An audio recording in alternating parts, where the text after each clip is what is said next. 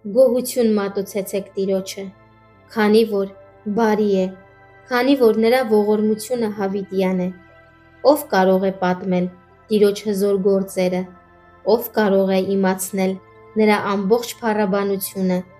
Օրհնյալ են նրանք, որ արդարությունն են պահում ու շարունակ անում են այն, ինչ ճիշտ է։ Հիշիր ինձ, ով Տեր, քո ժողովրդի նկատմամբ ունեցածդ բարեհաճությամբ, այցելիր ինձ քո փրկությամբ, որպեսզի քո ընտրյալների բարիքը տեսնեմ, ուրախանամ քո ազգի ուրախությամբ, պարծենամ քո ժառանգությամբ։ Մենք մեր հայրերի հետ մեղանչեցինք, անօրենություն կատարեցինք, հանցանք գործեցինք։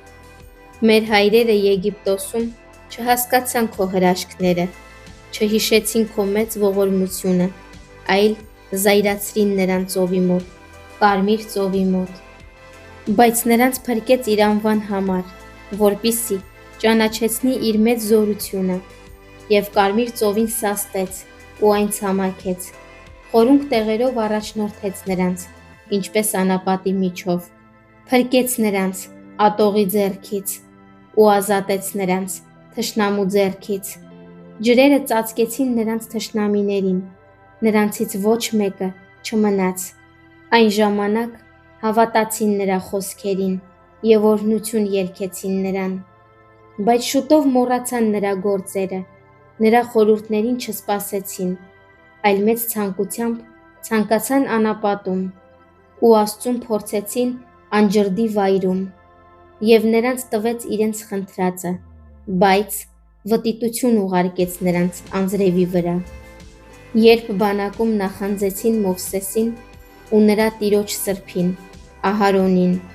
երկիրը բացվեց ու կուլ տվեց Դաթանին ու Աբրիոնի խմբին ծածկեց։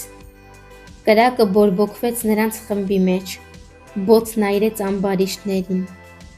Հորեբում հորդ շինեցին ու երկրպագեցին ձոլածո արձանին, այնպես իրենց փառքը խոտակեր հորթի նմանության հետ փոխարինեցին։ Մոռացան իրենց փրկիչ Աստծուն, որ մեծամեծ գործեր կատարեց Եգիպտոսում, հրաշքներ Քամի երկրում,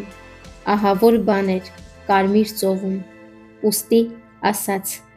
ոչնչացնելու եմ նրանց, եթե նրա ընտրյալը Մովսեսը բաժանման տեղում նրա առջև կանգնած չլիներ, նրա բարկությունը իջեցնելու համար, որպեսզի չկործանի։ Նաև այն ցանկալի երկիրը անարգեցին, չհավատացին նրա խոսքին, այլ իրենց վրաններում տրտնջացին, Տիրոջ ձայնը չլսեցին։ Ուստի իր ձեռքը նրանց դեմ բարձրացրեց, որ տապալի նրանց անապատի մեջ, տապալի նրանց սերունդը հեթանոսների մեջ ու երկրների մեջ նրանց ցրիվ տա։ Նրանք Բել-Փեգորին հարեցին ու մեռածների զոհերը կերան, այսպես իրենց արարքներով Տիրոջը բարկացրին, և նրանց վրա համաճարակ հասավ։ Ահա Փենեհեսը վեր կացավ ու դատաստան արեց, և համաճարակը դադարեց։ Այս բանը նրան արդարություն համարվեց, սերնդից սերունդ, հավիտյան։ Նաև նրան բարկացրին Մերիբայի ջրերի մոտ։ Նրանց պատճառով Մովսեսի համար շատ վատ եղավ, քանի որ դառնացրին նրա հոգին, նա էլ չմտածված խոսեց իր շրթունքով։ Չկործանեցին այն ազգերին, որոնց մասին Տերը պատվիրել էր իրենց, այլ խառնվեցին հեթանոսների հետ ու նրանց գործերը սովորեցին, և նրանց կուռքերին ծառայեցին, ու դրանք իրենց համար որոգայթ դարձան։ Այո, իրենց տղաներին ու աղջիկներին զոհաբերեցին դևերին, անմեղ արյուն թափեցին,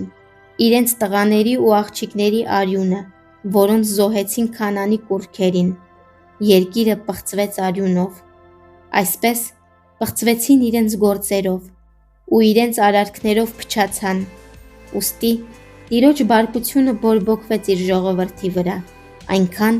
որ զզվեց իր ժառանգությունից։ Հեթանոսների ձեռքը մատնեց նրանց, ու իրենց ատողները տիրեցին նրանց վրա։ Իրենց թշնամիները նեղեցին նրանց, ու նրանք ենթարկվեցին նրանց ձեռքի տակ։ Շատ անգամ ազատագրեց նրանց, բայց նրանք իրենց խորհուրդներով դառնացրին նրան ու ստորացման ենթարկվեցին իրենց անօրենությունների պատճառով։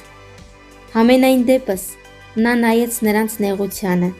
երբ նրանց աղաղակը լսեց, ու նրանց համար իր ուխտը հիշեց, իր առատ ողորմությամբ զղջաց ու նրանց գթության արժանացրեց։ Բոլոր նրանց առջև, որ գերեվարել էին իրենց. «Փրկիր մեզ, ով Տեր, մեր Աստված, ու հավաքիր մեզ հեթանոսների միջից, որպեսզի քո սուրբ անվանը գոհություն մատուցենք ու քո օրհնությամբ պարծենանք։ Օրհնյալ լինի Տերը, Իսրայելի Աստվածը, հավիտյանս հավիտենից, ամբողջ ժողովուրդը թող ասի. ամեն։ Փառաբանեցեք Տիրոջը»։